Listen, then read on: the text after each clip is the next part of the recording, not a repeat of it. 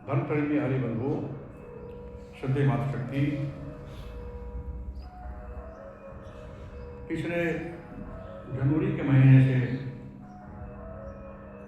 दूसरे सप्ताह से मैं आत्म तत्व के ऊपर में थोड़ा अपने विचार व्यक्त कर रहा हूँ और आपसे भी विनती कर रहा हूँ कि आत्म तत्व को जानें और जीवन में धारण करें। इसके जाने बिना ज्ञान पूरा नहीं होगा, जीवन में खोखलापन रह जाएगा। थोड़ा सा पीछे की ओर दूँ आपको। सबसे पहले आत्म तत्व के जानने के लिए हमारे तीन तत्व बहुत आवश्यक हैं, जिन पर हमें ध्यान देना और उन पर नियंत्रण करना है। सबसे पहला है ब्रह्मचर्य, दूसरा है हमारा आहार भोजन और तीसरा है निद्रा। इन तीन चीज़ों पर आप नियंत्रण कर लेंगे, आपका जीवन बहुत सुख में रहेगा। प्रभु की ओर, उपासना की ओर आप बढ़ते रहेंगे।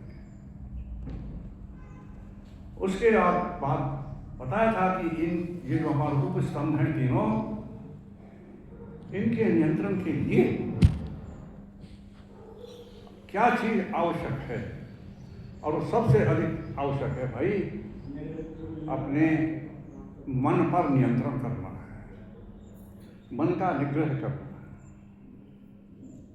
मन को कभी भी अपनी दुश्मनी के या दुश्मन के रूप में मत देखो, उसको मित्र बना करके रखो, लेकिन सही दिशा आप दो, उसकी दिशा पर मत चलो। इसको नियंत्रण करने का सबसे उपाय मैंने फिर बताया था, वह है प्राणायाम। जो हम संध्या करते हैं, ब्रह्म यज्ञ करते हैं, उसको आरंभ करने से पूर्व ऋषि लिखते हैं 3 प्राणायाम नितांत आवश्यक है। अधिक से अधिक 21 आप कर सकते हैं, लेकिन 3 तो भाई बहुत ही आवश्यक हैं और ज़्यादा समय भी नहीं लगेगा। तीनों को करने में मुश्किल से 5 मिनट से ज़्यादा समय नहीं लगेगा। सांस को लेना, रोकना और छोड़ना, ये एक है। इसी तरह से 3 करने हैं। प्राणायाम से प्राण हमारे जो है नियंत्रण में होते हैं। देखो, प्राणायाम संधि को विच्छेद कर प्राण और आयाम, यानी प्राणों को नया आयाम देना, एक नई गति देना, एक नई ऊंचाई देना। साधारण रूप में तो प्राण चल रहे हैं हमारे, सांस ले रहे हैं, छोड़ रहे हैं, ले रहे हैं, छोड़ रहे हैं, लेकिन इनको सही दिशा देना और जीवन को सुगंधित बनाना, ईश्वर की ओर ले जाना, भाई ये प्राणायाम का बहुत बड़ा काम है। और महर्षि ने तो सत्यार्थ प्रकाश में भी, हमारे ब्रह्म यज्ञ में भी आज से 150 वर्ष पूर्व लिख दिया था कि भाई अपना संध्या को प्राणायाम से आरंभ करो। प्राणायाम से, प्राणायाम के बाद में फिर आसमान आते हैं, मार्जना मंत्र आते हैं, वो दूसरी बात आते हैं, लेकिन प्राणायाम से आरंभ करो। लेकिन बहुत भाग से कहना पड़ता है कि भाई ये प्राणायाम के लिए छुट्टी चली जा रही है और हम दुख पाते चले जा रहे हैं, दुख पाते। और अब तीसरे में मैंने बताया था कि इसके बारे में करने के लिए और क्या क्या विधि होती हैं, कौन इसके अधिकारी होते हैं। सबसे बड़ा था कि विवेकशील व्यक्ति, ज्ञानशील व्यक्ति, जो विवेकशील होगा, ज्ञान की उसका भंडार उसके मस्तिष्क में होगा, वो गलत रास्ते पर नहीं चलेगा। तो इस तत्व ज्ञान को जानने के लिए आपको विवेकशील होना पड़ेगा, ज्ञानी बनना पड़ेगा। ज्ञान, कर्म और उपासना, यही तो 3 सीढ़ियां हैं वैदिक धर्म की, जो महर्षि दयानंद सरस्वती ने सत्यार्थ प्रकाश में अनेक बार अपने ग्रंथों में लिखी है। अरे पहले ज्ञान प्राप्त करो, फिर उसके अनुसार कर्म करो, और कर्म अच्छा हो जाए तो फिर ईश्वर के निकट बैठो, उपासना करो। ज्ञान, कर्म और उपासना, तो यही एक चीज आपको सबसे पहले भाई विवेकशील बनो। सदग्रंथों को पढ़ो, आर्ष ग्रंथों को पढ़ो, वेदों को, उपनिषदों को, ब्राह्मण ग्रंथों को, गृहसूत्रों को, रामायण को, महाभारत को पढ़िए। पढ़ने में कोई बुराई नहीं है, लेकिन बुद्धि से निश्चय कीजिए कि कौन सा ग्रंथ मुझे स्वीकार्य है, और उसमें केवल और केवल आपको वेद और सामने में आएगा। यही सबसे भारी भरकम और ज्ञान के स्रोत हैं। जो 20,390 मंत्रों के अंदर में एक एक मंत्र हमको नया रास्ता दिखाता है, एक एक मंत्र नया रास्ता दिखाता है। इनकी खूबी यही है, मनुष्य को मनुष्य बनाने के लिए। तो भाई ज्ञान पहले विवेकशील बनो, उसके बाद में कहा कि थोड़ा वैराग्यता की ओर बढ़ो। जीवन में वैराग्यता को त्याग दो।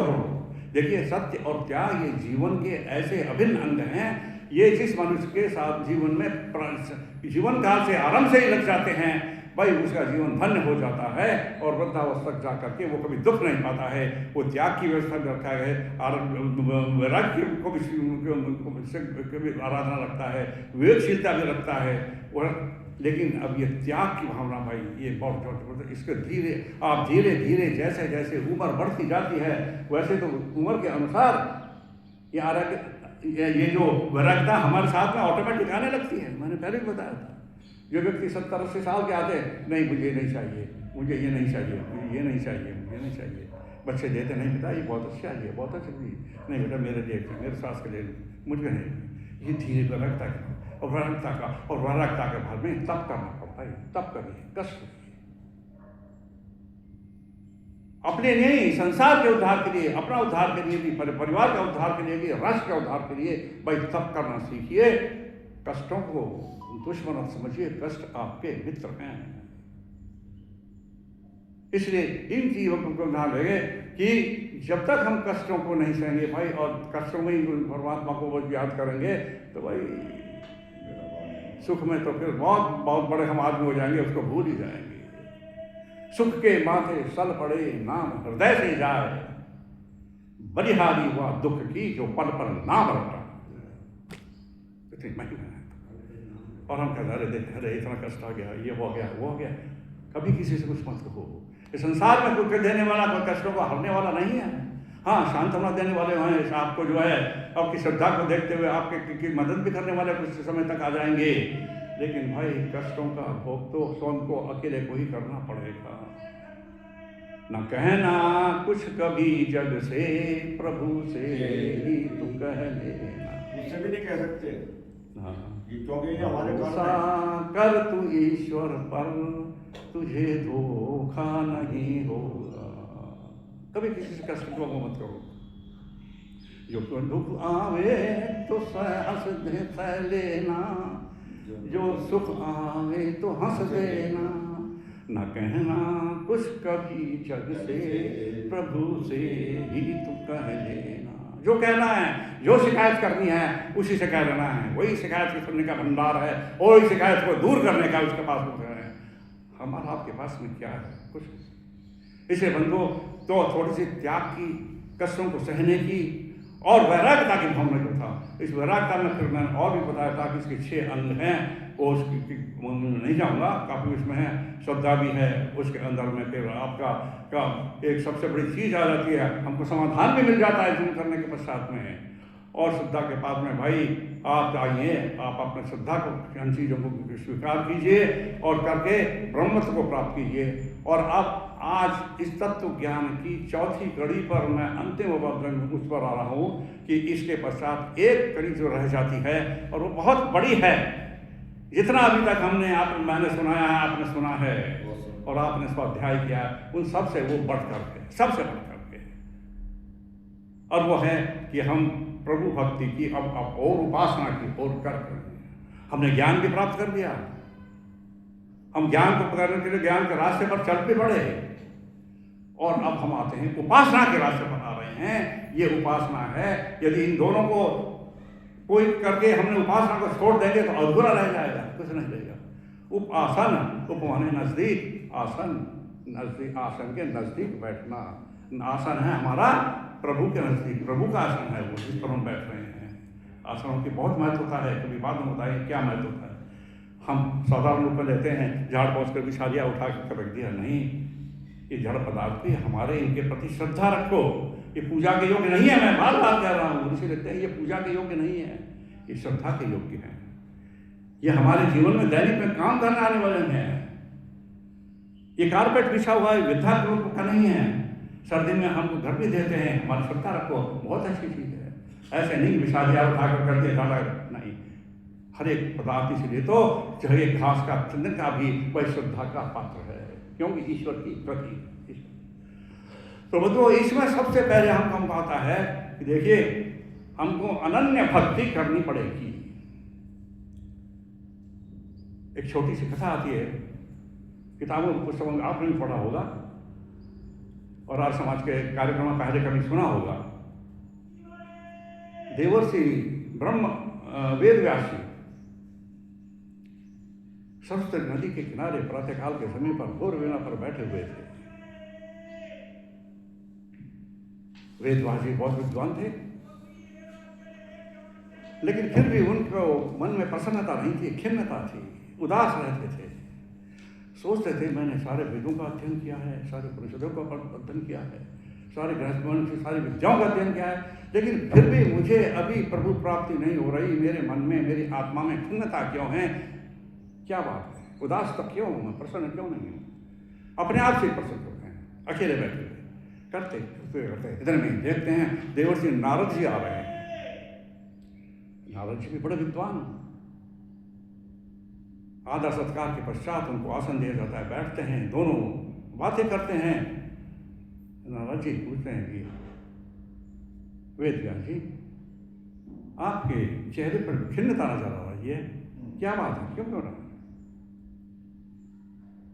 हाँ देवर्षि नारद, मेरे आत्मा बड़ी खिन्न है, उदास है।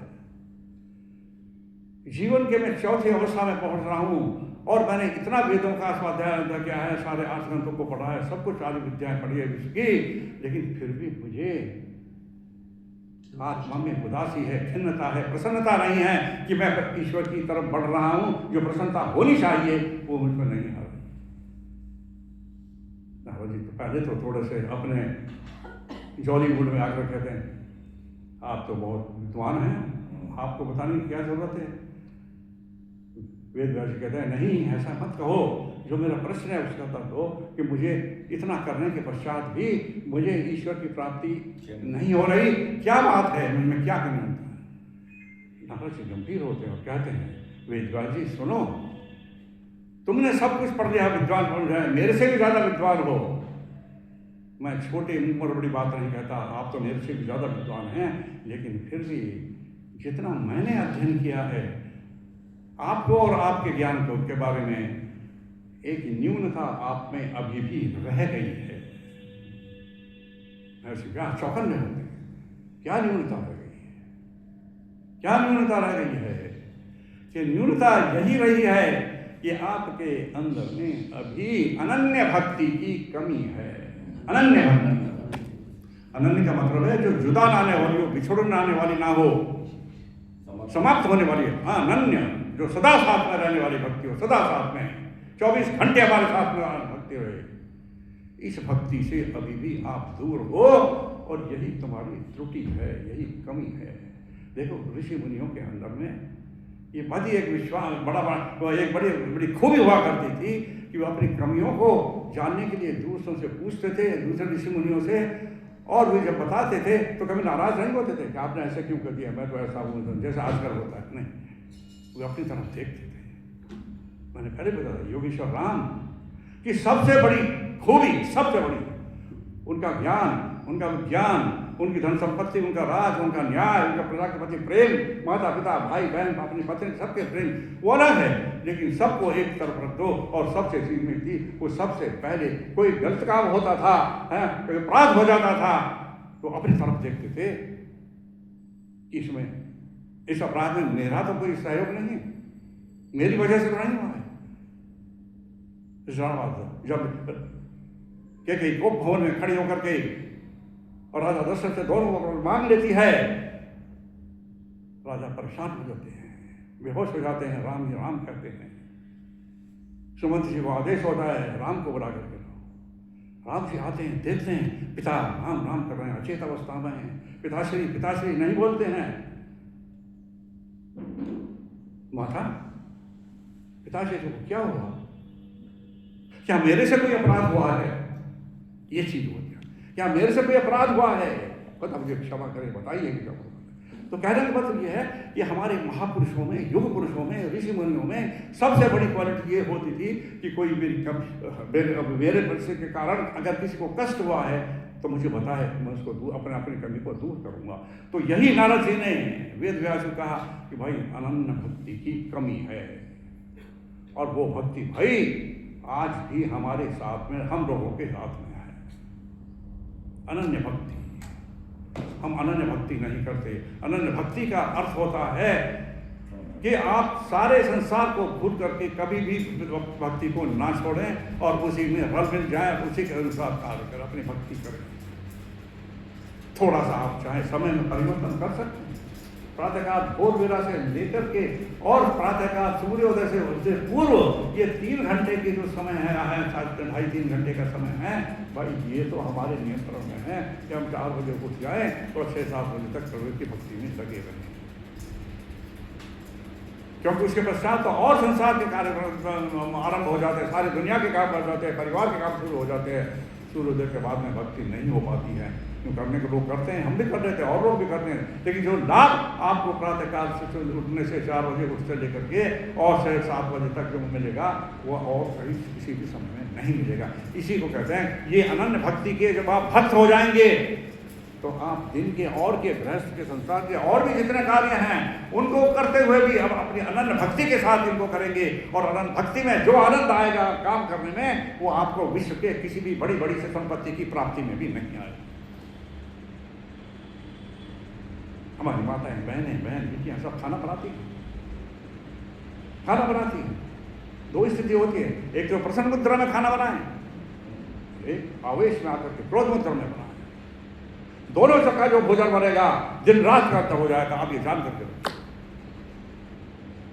प्रसन्न मुद्रा में बनेगा, ईश्वर की भक्ति के माता जी हमें बहनें वो बेटियां खाना बनाएंगी, ईश्वर की भक्ति करती जाएंगी, ईश्वर का गुणगान करती जाएगी, खाना भी बनाती जाएगी। खाना स्वाद रहित में होगा फिर भी उसमें स्वाद आपको आता रहेगा। माता ने बनाया, भोजन करते हुए समय बनाया। क्रोधावस्था में भाई क्रोध तो मनुष्य का सबसे बड़ा दुश्मन है, सब। यूरोप के एक विद्वान ने एक क्रोधी व्यक्ति जिसको क्रोध बहुत आता था और झगड़ा करता था, उसके क्रोध को जो श्वास निकलते थे उसको एक फ्लास्क में भरा, फ्लास्क हो गया ना शीशे की, उसमें भरा, लगा दिया, और निकलने के पश्चात उसको जब एक सुअर उसको सुहाया गया, उस सुअर को सुहाया गया, उसके तुरंत मृत्यु तो लिखता है।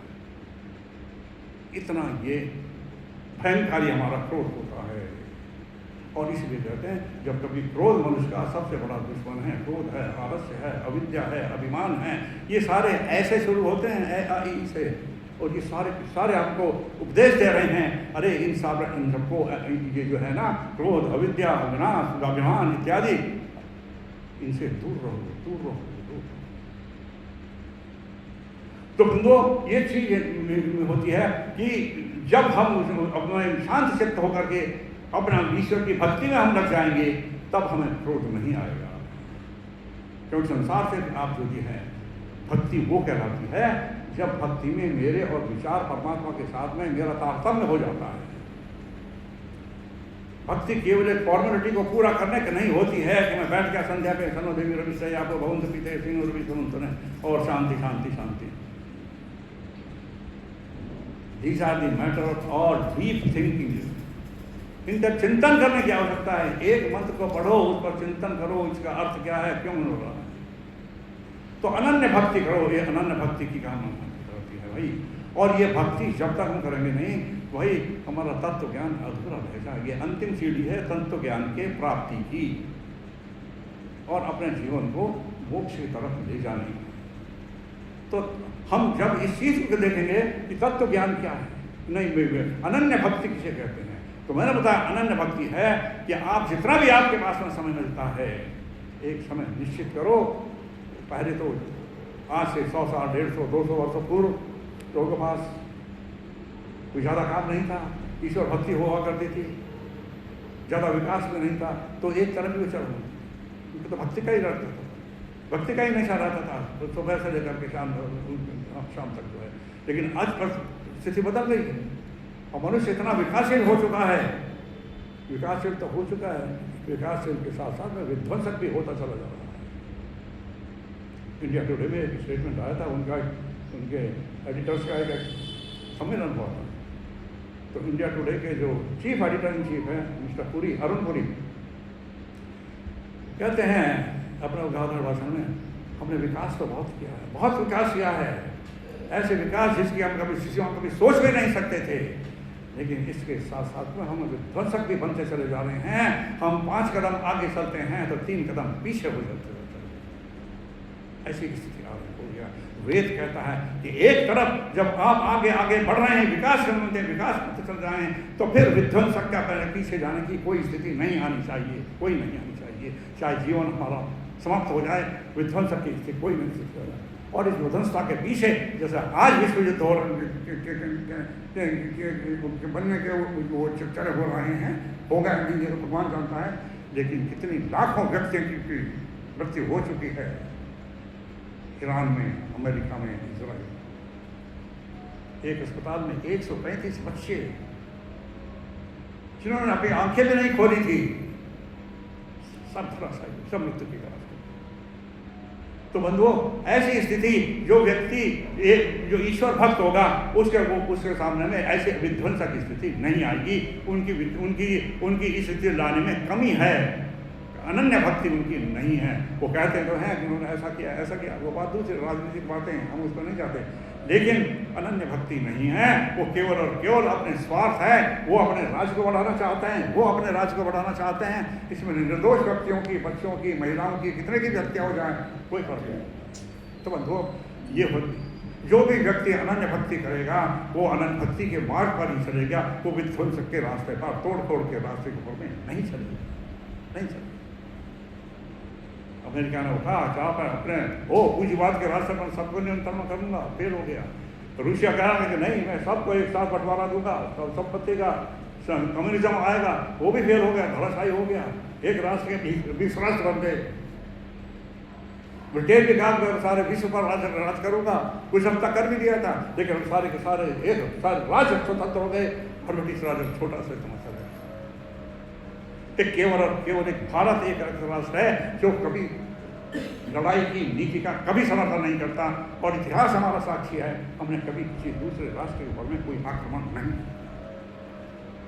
और यही कारण है, प्रभु की कृपा है कि इस देश के रहने वाले लोग जो हैं, हमारे भारतवासी हैं, ये इतने ईश्वर विश्वासी हैं, चाहे वो अंधविश्वासी हैं या ईश्वर के अच्छे विश्वासी हैं, ईश्वर के रूप में पूर्ण रूप में विश्वासी हैं, वो दूसरी बात है, लेकिन ईश्वर के उपासक हैं। गलत काम करने से वे बचते हैं, कभी किसी की हर चीज़ को हड़प करने की सोचता नहीं है, और किसी का शीर हरण करने के माता बहनों के क्या इस तरह की चीज़ें करते नहीं हैं। ये ईश्वर की कृपा है। यह ईश्वरीय ज्ञान, सर्वप्रथम वेदों का ज्ञान, ईश्वर ज्ञान हमारे तिब्बत के ऊपर भी हुआ था, तिब्बत के पठार में, जो आज चाइना ने हड़प कर रखा है। सिद्धार्थ प्रकाश में लिखो, जरा सिद्धार्थ प्रकाश को गहन रूप में अध्ययन करो भाई, गहन रूप में, एक बार नहीं, कम से कम 10 बार पढ़ोगे तब जाकर समझ में आएगा कि ऋषि की आत्मा क्या कह रही है। सिद्धार्थ प्रकाश जिस ऋषि ने अपने लाखों करोड़ों रुपए की संपत्ति को लात मार करके पीछे मुड़ करके नहीं देखा कि मेरे पीछे कोई और भी आ रहा है कि नहीं आ रहा है, अकेले चल दिए। और सत्यम शिवम सुंदरम,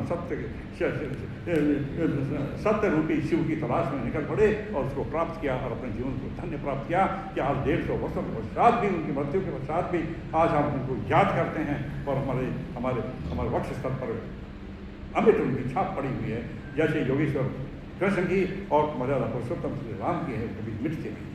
तो बंधुओं, ये होते हैं अनन्य भक्ति, भाई जब तक हम नहीं करेंगे तब तक उसमें नहीं, ये भक्ति करें, इसके लिए समर्पण है। और इसमें के लिए एक चीज और भी आती है कि देखिए, इसमें मनुष्य के 3 अवस्था है, बाल्यावस्था, युवावस्था, वृद्धावस्था। बाल्यावस्था में हम मान सकते हैं बच्चा नहीं कर रहा है, उसको समय दिया जाता है, लेकिन भाई युवावस्था में तो आकर के उसको अवश्य करना चाहिए अनन्य भक्ति। सब कहते हैं अरे जान, ये भक्ति, परमात्मा की बातें, पूजा पाठ करना, हवन करना, ये तो जब रिटायर हो जाएंगे तब करेंगे, कुछ भी नहीं कर पाओगे, कुछ नहीं लगाओगे, बीमार हो जाओगे, खटिया पकड़ लोगे, नहाने धोने के लिए भी कोई उठाने वाला का दूसरा व्यक्ति होगा।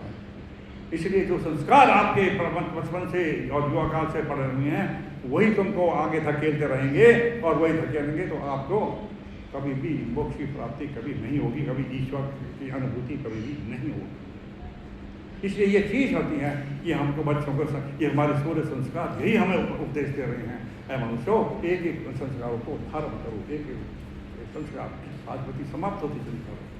आज नहीं माता के पास में संस्कार देने को समय है, न पिता के पास में संस्कार देने को समय है। और इसे लिखते हैं वे धन्य है वो संतान जिनके माता पिता धर्मात्मा हैं और ईश्वर के अभिन्न अंग। धन्य है वे माता पिता जो गर्भावस्था से लेकर के और बच्चे के जन्म देने तक ईश्वर का ये आराधना करते हैं और सारे संस्कारों का पालन करते हैं। वो परिवार धन्य है, वो माता पिता धन्य है।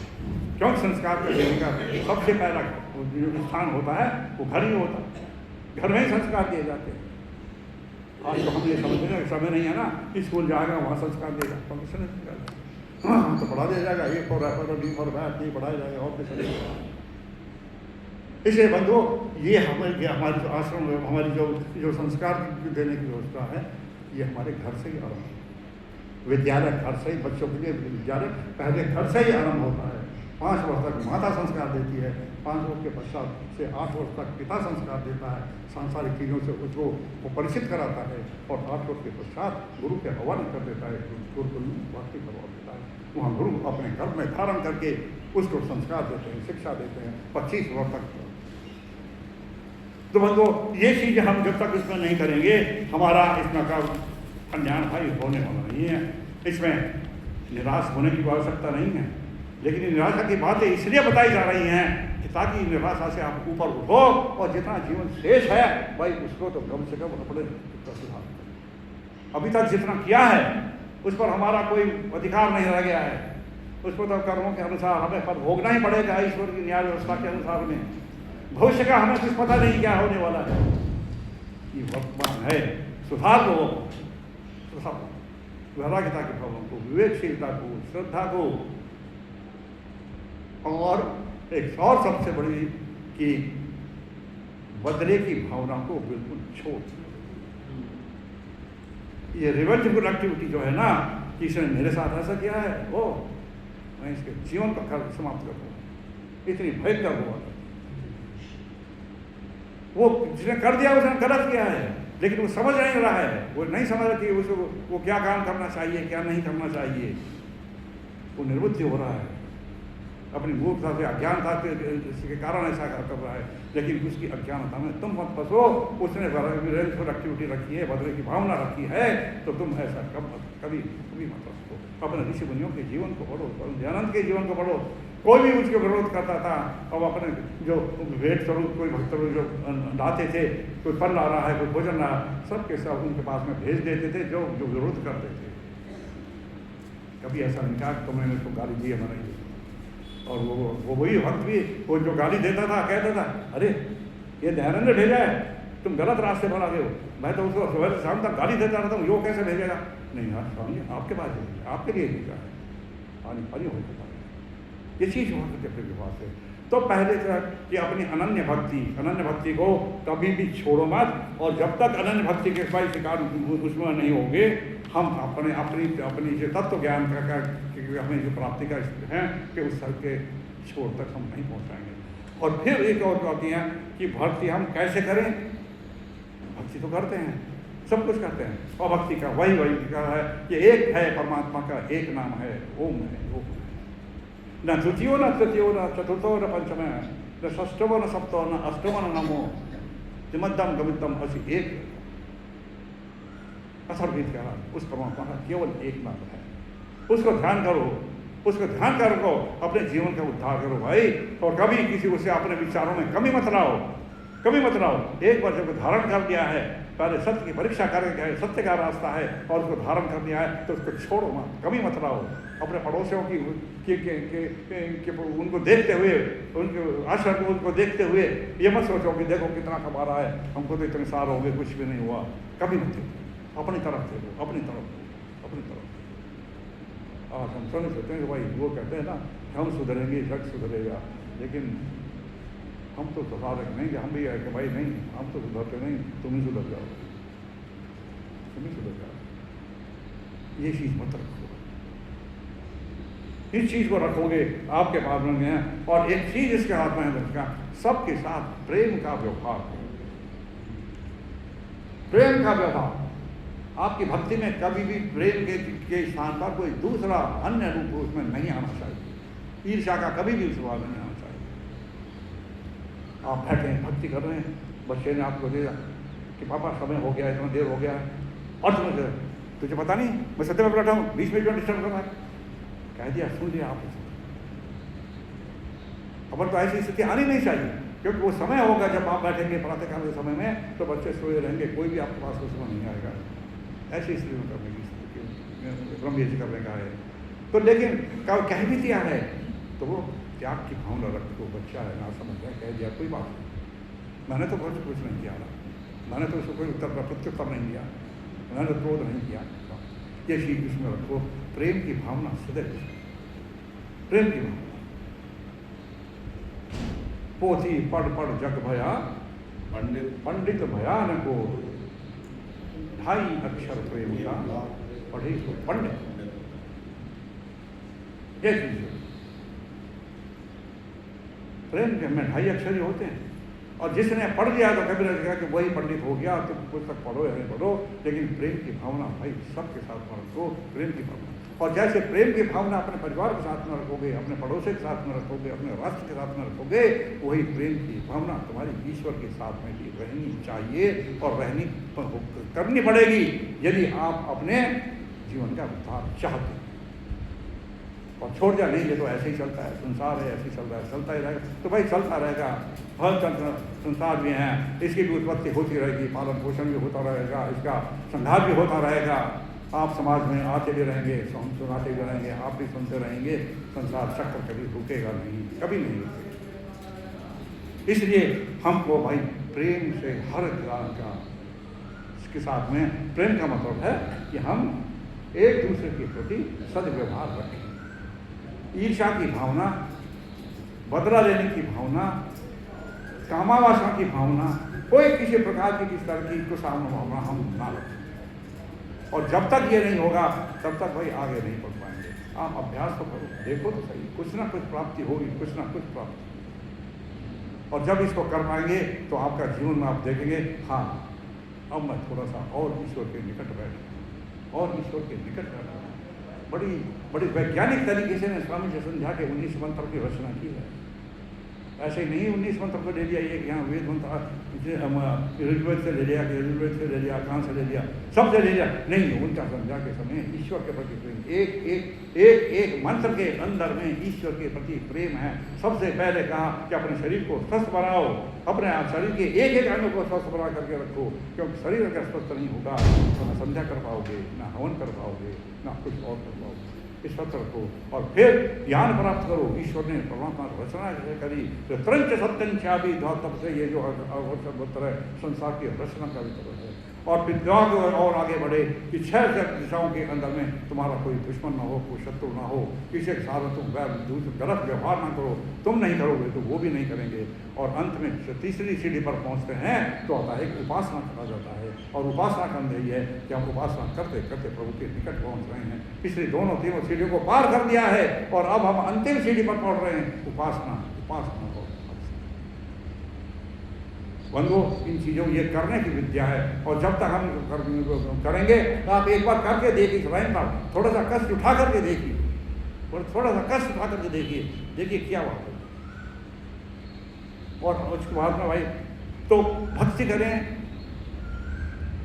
आपका अटल विश्वास रख करके साथ कि ओम ईश्वर का नाम है, और ओम ईश्वर का नाम है। वेदों के अंदर, चारों वेदों के अंदर में सैकड़ों नहीं हजारों बार ओम का नाम आया है।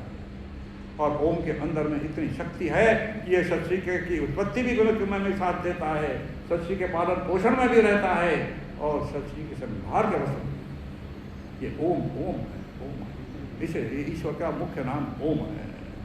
दूसरा कहा हर एक से प्रेम का व्यवहार करो, कभी गलत व्यवहार किसी के साथ मत करो, बदले की भावना मत रखो, ईर्ष्या की भावना कभी मत रखो। ये मनुष्य के दुर्गुण हैं, और जब तक इन दुर्गुणों को हम दूर नहीं करेंगे भाई, हमारा फिर वो दुर्गुण हमारे ऊपर में हावी होते चले जाएंगे, और हमारे सद्गुण जो हैं फिर वही नीचे के नीचे गिरते चले जाएंगे, और हम कुछ नहीं कर पाएंगे, कुछ नहीं करेंगे। तो अब क्या कहते हैं कि भक्त तो है ना, तो प्रार्थना करता है, हाँ सब कुछ कर रहा हूँ, मैं भोजन भी कर रहा हूँ, संध्या भी कर रहा हूँ, ईर्ष्या की भावना भी नहीं कर रहा हूँ, लेकिन कहते हैं कि प्रभु मेरा उद्धार कैसे होगा, मैंने तो सब कुछ कर लिया। यानी एक तरह से उदाहरण देता है परमात्मा को, इतनी भक्ति कर रहा हूँ, संध्या कर रहा हूँ, रोज घंटों समय लगाता हूँ, किसी से ईर्ष्या भी नहीं करता, ये नहीं करता, वो नहीं करता, आप मेरे पर कृपा नहीं करें, मेरी तो स्थिति वही है, मेरे तो जीवन में कोई सुगंधी नहीं आई, कैसे? यानी एक तरह से परमात्मा को हम चैलेंज कर रहे हैं, अल्टीमेटम दे रहे हैं, ये तुम क्या कर रहे हो, मेरे को तो कुछ नहीं है। तो ये भजन आता है छोटा सा, बहुत सुंदर आता है कि मैं ढूंढूं तुझको कहाँ कहाँ, कहीं पाया तेरा पार नहीं, तेरी चाह में तन मन वार दिया, तेरी चाह में तन मन वार दिया, क्यों सुनता मेरी पुकार नहीं। मैं ढूंढूं तुझको कहाँ कहाँ, कहीं पाया तेरा पार नहीं, इतना तो सुना है दयानिधे, तुम प्रेम नगर में बसते हो, प्रेम की बड़ी बात, इतना तो सुना है दयानिधे, तुम प्रेम नगर में बसते हो, फिर मुझसे क्या अपराध हुआ, जो मुझ पागल पर प्यार नहीं, कहाँ कहाँ कहीं पाया तेरा पार नहीं। तो ये है भक्त होना, इतना भक्ति कर रहा हूँ, कहाँ मिलता है? बस वही है, वही नारद जी का उपदेश है, वही अनन्य भक्ति में कमी है, अनन्यता में कमी है, विचारों में कहीं ना कहीं। देखिए ये छोटी छोटी चीजें हैं जिनको हम समझ लेंगे ना तो हमारा जीवन धन्य हो जाएगा। और आजकल क्या है कि हम छोटी चीज़ों में विश्वास नहीं करते, छोड़ देते हैं, फेंक देते हैं, अरे कोई काम की चीज़ नहीं, ये ऐसी छोटी चीज़ें हैं, अदृश्य चीज़ें हैं जो दिखाई नहीं देती है। किसी की भावना क्या हमें दिखाई देती है, ये क्या बोल रहा है, कैसे बोल रहा है, क्या नहीं दिखाई देती, लेकिन भावना को समझने वाला समझता है ये मेरे प्रति क्या, मेरा इसका क्या रुखा और मेरा इसके प्रति क्या रुखा। इन चीज़ों को हम उनके समझोगे, एक दूसरे के प्रति भावना को हम थोड़ा सा बच जाएंगे, श्रद्धाशाली बन जाएंगे तो भाई जीवन हमारा धन्य हो जाएगा। हाँ जैसे जी हैं हम इतने कटु होते चले जा रहे हैं, इतने कठोर होते चले जा रहे हैं कि किसके ऊपर में क्या आपत्ति आई है, हमारे पास 2 मिनट का समय भी उसको सांत्वना देने का नहीं है, हम ऐसे करते हैं। और हमारे विद्वान लिखते हैं जब तुम इस रास्ते पर चलोगे मनुष्यों, देखो तुम्हें समाधान भी मिल जाएगा। देखो हर समस्या का समाधान होता है, शायद मैंने पहले भी बताया था, हर समस्या का समाधान होता है, समाधानहीन कोई भी समस्या नहीं है। जो स्वामी दयानंद जी का वेदों के अध्याय समाप्त हो गया, 3 वर्ष की शिक्षा समाप्त हो गई, और जिस दिन उनका गुरु से विदा लेने का समय था, उनका विचार था गुरु को कुछ देना है। 3 वर्षों तक इन्होंने निःशुल्क हमको विद्या दी है, निःशुल्क करके मथुरा के लोगों ने मेरे को भोजन दिया है। लाला अमरनाथ ने, अमरलाल ने, मथुरा के बाद क्या दूं दयानंद, तेरे पास तो कुछ भी नहीं है, मेरे पास तो कुछ भी नहीं है। बाजार में निकलते हैं, बड़े उदास होते हैं, बैठ जाते हैं स्थान पर, एकांत स्थान पर। कोई पूछता है दयानंद इतने उदास क्यों हो, क्या बात? नहीं भाई मुझे उदास ही रहने दो, मेरी उदासीता में ही मेरी शायद कुछ सफलता मुझे हासिल करने को मिल जाएगी, फिर भी बताओ। अच्छा आज मेरी शिक्षा पूर्ण हो गई, दीक्षांत समारोह है एक तरह से, कन्वोकेशन डे जिसे कहते हैं, और अपनी वैदिक सभ्यता संस्कृति के और वेदों के अनुसार हमें जब ये विद्या समाप्त होती है तो गुरु को कुछ अर्पण भेंट करना पड़ता है। मेरे पास तो भाई कुछ भी नहीं है, मेरा तो ये शरीर भी अपना नहीं है, ये भी परमात्मा का दिया हुआ है। मेरे पास तो 2 समय की व्यवस्था भी, आप मथुरा के निवासी तुम रोक कर रहे हो, मैं क्या दूँ? उनकी आंखों में आंसू। उसने कहता नहीं कुछ तो हो, क्या चाहिए? नहीं मैं कुछ नहीं कहूँगा, मुझको कुछ देना है।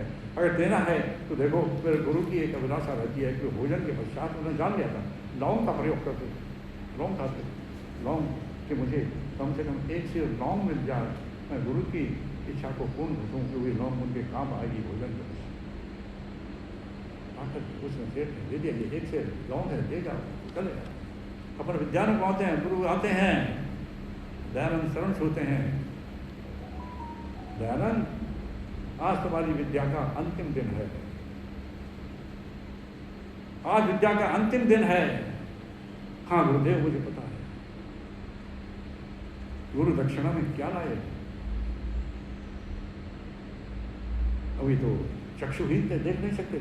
गुरुदेव मेरे पास तो कुछ नहीं, मेरे पास तो भोजन की व्यवस्था भी यहीं से मथुरा के लोग करते हैं, मेरे पास देने को तो कुछ भी नहीं है। मेरा ये अपना शरीर है, ये भी ईश्वर का दिया हुआ है। बड़ी प्रार्थना अनुनय विनय करने पास एक सेठ ने मेरे को ये सेब और लौंग ला करके दिए हैं, गुरुदेव इन्हें स्वीकार करो। तुम आप भोजन के पश्चात इनका सेवन करते हो। अब विचारानंद की परीक्षा लेने की, अरे दयानंद 3 वर्षों की मगज कमाई का केवल सेब भर लौंग, 3 वर्ष की मगज कमाई का केवल शेर भर लौंग। गुरुदेव मेरे पास कुछ नहीं। आप मुझे देख पाते हैं अंतर की, अपने अपने अंतर चक्षुओं से देख रहे हैं मेरे पास क्या है। मेरे पास तो मेरा शरीर है, मेरे हाथों की 5 उंगलियों और 10 उंगलियों को अगर इन पे बत्ती लगा करके दीपक में रख करके जला दोगे तब भी मैं उफ नहीं करूंगा। गुरुदेव मेरे पास दयानंद तेरे पास बहुत कुछ है, मैं वही मांगूंगा जो तेरे पास है। मैं और विद्यार्थियों से नहीं मांग रहा हूँ, ब्रह्मचारियों से नहीं कर रहा हूँ। मैं जानता हूँ उनके अंदर में वो ज्ञान नहीं है, वो तर्क शक्ति नहीं है, वो वेदों का प्रचार करने की लालसा नहीं है। जो तू कर सकता है वे और नहीं कर सकते। तू ही सारे ग्रुप के अंदर में सबसे जो मेधावी छात्र तू अभी आया है और मैं तुझसे वही मांगता हूँ और तेरे पास में है। गुरुदेव आदेश करो, आदेश कर दिया, मुझे तेरा जीवन चाहिए, मुझे तेरा जीवन बस जीवन चाहिए। दे दिया। पाखंड खंडनी लेकर करने गुरु शिरोधार्य कर गुरु आज्ञा को निकल पड़ा सन्यासी करने खंड खंड उन पाखंडों को। जगह जगह शास्त्रार्थ युद्ध में जीता दिग्गज विद्वानों को और जमाई धाक जगत पर अद्भुत न्यारी मस्तानी। सुनो सुनो ए दुनिया वालों, दयानंद की अमर कहानी, पीकर जिसने स्वयं हलाहल जग को दे दी जिंदगानी। ये समाधान दे दिया, ये है समाधान, ये अंतिम जवाब। हर चीज का समाधान मिलता है। विवेकशीलता आई, फिर वैराग्यता आई, षट संपत्ति आई, श्रद्धावान हम बने और श्रद्धावान के बाद में 5वीं अवस्था में पहुंचे। समाधान क्या निकला? समाधान मिल गया संसार को दयानंद समाधान के रूप में मिल गया। संसार की बुराइयों के लिए को दूर करने के लिए दयानंद रूपी समाधान मिल गया। ये समाधान, इस चीज को धारण को देखो। इन चीजों में बड़ा कष्ट तो होता है, जीवन के सारे सुखों को त्यागना पड़ता है, लेकिन त्यागने के पश्चात और उस स्थिति पर जब हम पहुंच जाते हैं तो भाई उसमें फिर तो आनंद ही आनंद रह जाता है और कुछ नहीं रहता। इसलिए बंधुओं अपने इन चीजों को देखिए, अपने आप प्रभु के साथ में कितना ही उसको रहना दे दो, सब कुछ कर दो, लेकिन कभी उसकी अपनी भक्ति के अंदर में कभी मत आने। आपने समय जो निश्चित किया है, आपने अपनी विवेकशीलता के अनुसार प्रभु के ब्रह्म यज्ञ को करने का, देव यज्ञ करने का जो समय निश्चित किया है, ऐ मनुष्यों उसमें कभी मत आने दो, अपने विचारों में कभी मत आने दो। आपके विचार शुद्ध हैं, आपके विचार पवित्र हैं, आपके विचार मनुष्य को मनुष्य बनाने वाले हैं, आपके विचार संसार में संसार की स्थापना करने वाले हैं।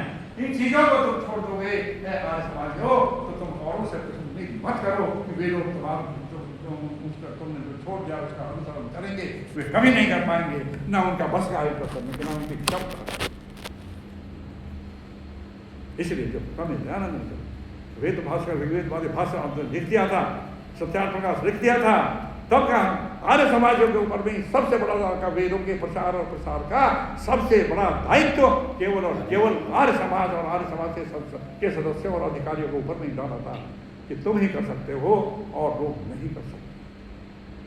क्योंकि उनकी श्रद्धा नहीं है वेदों में। वे आज भी वेदों को ईश्वर को नहीं मान रहे हैं। संसार में आज तक केवल और केवल महर्षि दयानंद सरस्वती एक ऐसे वीतराग सन्यासी हुए हैं जिन्होंने वेदों को ईश्वरीय ज्ञान कहा है, द वॉइस ऑफ गॉड कहा। और ऐसे नहीं कह दिया, शास्त्रार्थ में कहा कि क्या क्या है, कैसे है, बताया है क्यों है ये ईश्वरीय ज्ञान क्यों है और ग्रंथ क्यों नहीं है। एक एक बताएंगे तो सारा समय व्यक्त हो जाएगा, लेकिन वो पूरा नहीं होगा, फिर कभी बताएंगे। लेकिन ये है कि ये ईश्वरीय ज्ञान है और सबको निमंत्रण दिया गया, आइए शास्त्रार्थ में। कोई नहीं पहुंचा, किसी ने नहीं कहा कि वेद ईश्वर का ज्ञान है, क्योंकि यदि वो कह दें तो उनकी अपनी गद्दी हिलने लग जाती है, अपना स्वार्थ सामने आ जाता है। यही सबसे बड़ी चीज होती है कि मैंने दर्जनों पुस्तकें लिखी हैं, मैंने तो नहीं, मेरे वक्त तो कौन पढ़ेगा, लिखे हुए ग्रंथों को कौन पढ़ेगा, जब वेदों को सब पढ़ने लग जाएंगे। ये सब मनुष्य जब स्वार्थ आ जाता है ना, तो चाहे वो बड़े से बड़ा व्यक्ति भी हो, बड़े से बड़ा साधु संत हो, राजा महाराजा हो, धनाढ्य हो, को भी हो, तो वो उसकी गिरावट शुरू होने लग जाती है। और आज हमारे धर्म के अंदर भी बहुत कुछ अच्छाई हैं, तो भाई बहुत कुछ अंधविश्वास भी हैं और बहुत कुछ बुराइयाँ भी फैलती हैं और लोग बढ़ते चली जा रही हैं। और उसका एक ही उपाय इसे लिखते हैं, इसका कि एक ही उपाय है कि वेदों की ओर जब तक हम नहीं चलेंगे विश्व का कल्याण नहीं होगा। यह 100% बात है, ये निश्चित बात है। लेकिन ये बड़ा कष्ट का रास्ता है चलने का, ये बहुत कष्ट का रास्ता है। इसमें आपको अपना शरीर तक तो त्याग करना पड़ेगा, अपने वस्त्रों को भी त्याग करना पड़ा, अपने भोजन का भी त्याग की चिंता छोड़नी पड़ेगी, रहने सहने की भी तुम्हें चिंता छोड़नी पड़ेगी। केवल और कष्ट कांटों के रास्ते पर चलेगा, जैसा नचिकेता चला था कठोपनिषद के अंदर में कि ये श्रेय का रास्ता है और ये प्रिय का रास्ता है, जिसको यमराज बताने में बहुत सक्षम रहे थे कि नहीं ये इसका उत्तर में थे, ये वरदान मैं तुझे नहीं दूंगा। आचार्य मत दो, मैं कोई जबरदस्ती नहीं कर सकता। आपने ही मांग 3 दिए थे, 3 वरदान दिए थे, 3 में से 2 तो आपने पूरे कर दिए, तीसरा भी मेरा था यही वरदान है। बताओ ये मृत्यु के पीछे में क्या होता है, आत्मा और परमात्मा क्या है। अंत में देखिए आगे छात्र बच्चा जो है बड़ा प्रतिभाशाली है, अडिल है, संसार के लाभ में, संसार के प्रलोभन में नहीं फंस रहा है। मैंने सारे संसार की इसको सुविधा, सारे संसार के इसका धन दौलत ऑफर कर दी, लेकिन इसने एक को भी स्वीकार नहीं किया। और मुझे तो कहा कि मुझे बताइए ये ईश्वर क्या है, मृत्यु के पश्चात क्या होता है, जीव कहाँ जाता है, क्या होता है।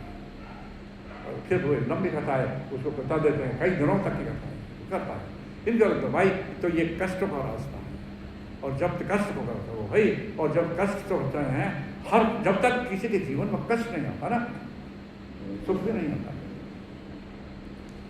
ये ट्विन है, सुख के साथ दुख है, दिन के साथ रात्रि है, ईमानदार के साथ बेईमानी है, ये सारी चीजें, झूठ के साथ सत्य है, ईमानदार, ये सारी सब चीजें। तो इनको जब तक हम नहीं दुखे हैं, ट्विन दोनों को बर्दाश्त करेंगे और ये विचार करेंगे कि दुख आ रहे हैं, ईश्वर की कृपा होगी फिर सुख भी आएगा, ये भी आ रहा है, निश्चित बात है। इसलिए बंधुओं इनको करो और देखो और प्रभु से करे कि भाई कभी तुम जो है तुम प्रभु से ही कह देना, मैंने बताना कि अपने कष्टों को सहोगे। तो कबीर दास जी कहते हैं कि कबीरा हंसना दूर कर, रोने से कर प्रीत। देखिए कबीरा हंसना दूर कर, रोने से कर प्रीत, बिना रोए क्यों पाइए प्रेम प्यारा। रोने से मत डरिए, कष्टों से मत डरिए। महाभारत की कथा मैंने पहले भी बताई थी। महाभारत का युद्ध समाप्त हो गया, महाराज युधिष्ठिर जो हस्तिनापुर के राजा बन गए, योगेश्वर कृष्ण का काम पूरा हो गया और वे द्वारका जाने की तैयारी करने लगे। अपनी बुआ कुंती के पास में जाते हैं, वहाँ मेरा काम समाप्त हो गया है, मैं अब जा रहा हूँ, मैं द्वारका जा रहा हूँ। कृष्ण द्वारका जा रहे हो, तुम्हें कौन रोक सकता है? नहीं नहीं माता, रोकने की बात नहीं है, ये शिष्टाचार भी है, आप मेरी बुआ हैं, उन्हें कहना पड़ता आज्ञा देनी पड़ेगी। कहा कि अच्छा जाओगे तो देखो आप जाओ, मैं आज्ञा भी दूंगा आपको, लेकिन एक वचन मुझको दे करके जाओ कि कृष्ण जब भी कि मेरे को वचन दे करके जाओ कि देखिए एक मिनट राजी ओ प्रकाश जी, मुझे एक वचन दे करके जाओ कि मैं सदैव ही कष्टों से फ्री हूं। कुत्ती माता कुत्ती कहती है, कृष्ण मुझे वचन दे करके जाओ कि मुझे मैं सदैव कष्टों से घिरी रहूँ, सदैव कष्टों से घिरी रहूँ। कृष्ण चौंकते हैं, वाह कभी इतने कष्ट रहे हैं। यो अवस्था में अंदर में पति का देहांत हो गया, 5 बच्चे रहो, बच्चों को भीम को उन्होंने जहर करा करके पानी समुद्र में फेंक दिया, नाशाग्रह को बंद कर दिया गया। ऐसे ऐसे कष्ट आए हैं और अभी भी तुम कष्टों की कामना करती हो। अब तो सुख की 2 घड़ी आई है। कृष्ण यही तो बात है, तुम तो अंतर्यामी हो, जानते भी हो, तुम कहते नहीं हो, सब कुछ बात है। देख जब मेरे को कभी कोई कष्ट आएगा तो कृष्ण तुम मेरे पास में दौड़ करके आओगे, ये तुम्हें वचन देकर आओ। जैसे कुलवधू को नग्न करने का, बस हरण करने का कृष्ण को करवा था, तो किसकी कृपा थी कि साड़ी खींचने वाले थक गए, पसीने पसीने हो गए, लेकिन वो कार्य पूरा नहीं हो सका, उनकी मंतव्यता पूरा नहीं हो सकी। इसीलिए कृष्ण मेरे ऊपर में जब भी कभी कष्ट आए तो मेरे पास में दौड़ करके चले आओगे, और वही कष्ट की भावना मैं करता हूँ कि कष्ट आए और तुम मेरे पास में आओ, मैं तुम्हारे दर्शन कर सकूँ, तुम्हारे दर्शन करके अपने जीवन को लाभान्वित कर सकूँ। ये चीज़ हुआ करती है बंधुओं कि जब हम कष्टों से हमें डरना नहीं चाहिए, और भाई कष्टों से जब हम डरने लग जाएंगे तो भाई और कोई चीज़ हमारे कष्ट ही कष्ट रहेंगे और कुछ नहीं रहेंगे। तो बंधुओं इन चीज़ों के पश्चात अब मैं अपनी समाप्ति पर एक शब्द कह कर समाप्त करूँगा। हाँ बस अभी बोलूँगा। देखिए सब कुछ मैंने आपको बता दिया, अपने ब्रह्मचर्य आश्रम पर, अपने आहार पर, अपनी निद्रा पर नियंत्रण, मन पर कंट्रोल करो, और कंट्रोल करने का साधन है प्राणायाम है। ये सीधा सा साधन ही है। 3 बार भी या 4 बार भी आप प्रातःकाल करोगे, सायंकाल करोगे, आप प्राण का है, इस प्राण शक्ति है, सारे शरीर को चला रही है, सारे शरीर को चला रही है, सारी इंद्रियों से ये विलक्षण है। एक क्षण भी यदि प्राण बंद हो जाए, न आँख देख पाएंगी, न कान देख पाएगा, न हम मुख से बोल पाएंगे। इसलिए कहा कि इनकी तरफ अपने आप को बढ़ाओ कि तुम्हें हम अपने प्राण शक्ति हमारा जो है ना, मन और प्राणों पर कंट्रोल करके प्राणायाम की सुविधा को अपनाए हैं। कि प्राणायाम स्वास्थ्य के लिए बहुत बढ़कर है, आप करके देखिए, आपको मिलेगा। तुम्हें तो नहीं मिलेगा, तो समय लगेगा, लेकिन प्रभु की कृपा भी हो जाए तो जल्दी भी हो सकता है। इसलिए बंधु इसको कहा कि इसके करने के पश्चात में मैंने बताया था कि इसके कौन कौन अधिकारी हो जाए वहाँ जाने के पहुँचने के, कि सब कर रहा है कि विवेकशील व्यक्ति होगा, तो विवेकशील के पश्चात में आराध्य जो वैराग्यता को धारण करेगा, शस्त्र संपत्ति को स्वीकार करेगा, श्रद्धा हर पदार्थ के अंदर में श्रद्धा की भावना रखेगा एक दूसरे के प्रति, और श्रद्धा के पश्चात फिर उसको समाधान मिलेगा। जैसा दयानंद के रूप में हमको समाधान गुरु विद्यानंद ने दे दिया था, और अब रह गया है भाई ये सब कुछ करने के पश्चात में और प्रभु की भक्ति का आपसे बताया कि अनन्य भक्ति पूर्ण बनो, अनन्य भक्ति पूर्ण बनो, अनन्य भक्ति को उसमें कभी किस तरह की कंजूसी मत करो, संसार के काम छोड़ दो, नुकसान होता है बर्दाश्त कर लो, लेकिन उसकी भक्ति में कभी मत करो कि भाई आज तो गेस्ट आ गए, कल संध्या कर लेंगे, आज कोई बात नहीं है, हाँ कल कर लो भाई, हमने तो समझ लिया वो देखता नहीं है। अरे वो तो तुम्हारे सारे एक एक्शन को सबको देख रहा है। कभी मत करो, कभी मत करो, कितने गेस्ट आ जाएं, कितने परिवार का औरों आ जाए, लेकिन अपने समय उसको करो और अनन्य भक्ति करके सबसे प्रेम का वातावरण बना करके रखो, और कभी किसी से तो भावना मत रखो। और यह करने के बाद में जब ऐसा कर जाओगे तो बंधुओं संजीवन के अंदर में, सारे सत्य के अंदर में केवल रह जाएगा आनंद ही आनंद, आनंद ही आनंद, आनंद आनंद, न सत रहेगा न चित रहेगा, केवल और केवल आनंद ही रह जाएगा। इस आनंद को स्वीकार करो। इन शब्दों के साथ